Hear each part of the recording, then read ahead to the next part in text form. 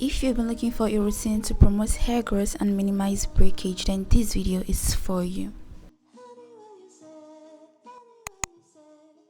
Because dry hair is a no-no, the first thing you would want to do is to completely saturate and drench your hair with water. Step 1. Prepoo. For me, this is the most important step, and it's also the step that sets the tone for the rest of your wash day. It's in this step you determine how much hair you're able to retain and how much breakage you encounter. If anything is done wrong in this first step, it would affect how much length you're able to retain, in the sense that hair growth is maintained in this step of your wash day. So you want to go ahead and finger detangle, because your fingers are actually the best tools when taking care of tangles in your hair. At least for the beginning parts where there are crazy fairy knots and single strand knots. A little backstory as to why my hair is in those crazy twists. Wash day was supposed to be about a week ago, and I decided to section my hair and put them in twists, just so I can be able to prepoo and finger detangle later on, and I did not do it. You can't judge me though. Anyways, you're doing it now, and let's get back to why we are here. One thing that makes detangling easier is water, so you need to continue adding water as you go, and when you feel like detangling with your fingers is just right, then you can go ahead and use a white seed comb. This would help more with detangling, to know what areas of your hair require much more attention, and when you feel like your comb is getting stuck, then you can go back and use your fingers to open up your hair a little bit more and repeat the process.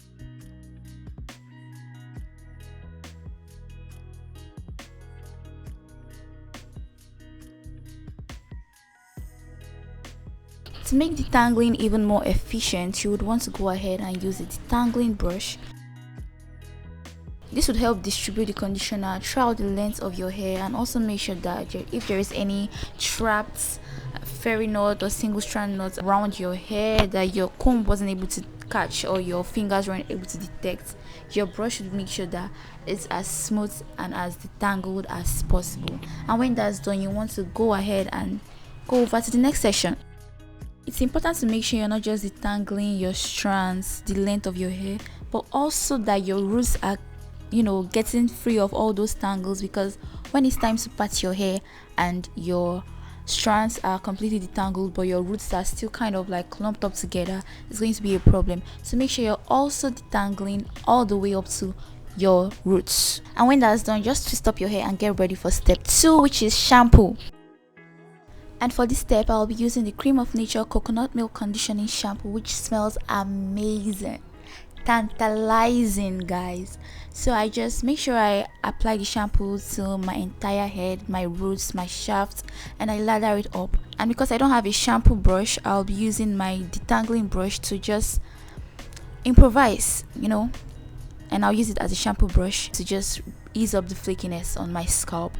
And make sure you're not using your nails to scratch your scalp in the name of shampooing or in the name of washing your scalp, because that could cause serious irritations.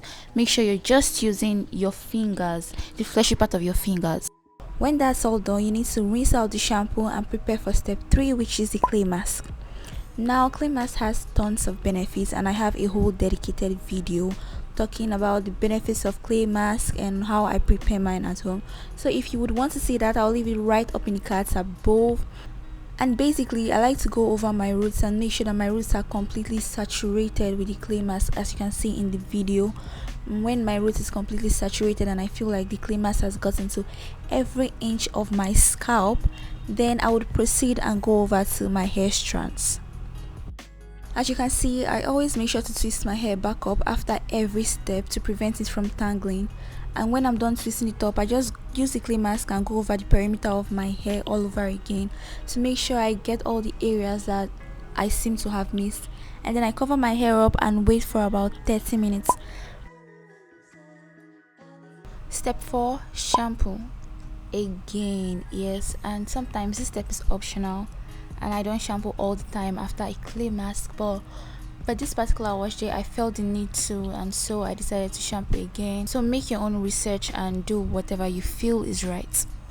Shampooing is optional for me after clay mask. Next step, we have deep conditioning, and I'll be using the Shea Moisture Honey and Manuka Oil Mask. I love the consistency of this product because it's not runny, and since my hair is still wet, I don't need more wet products, which is perfect. And I just apply it to the entire length of my hair, focusing on the ends, the shafts, and not the roots, guys. The benefits of using a deep conditioner cannot be overemphasized because it's so important to get moisture into the deeper level of our hair cuticle. We just don't want to focus on the surface level, so it's important for us to think internally as well.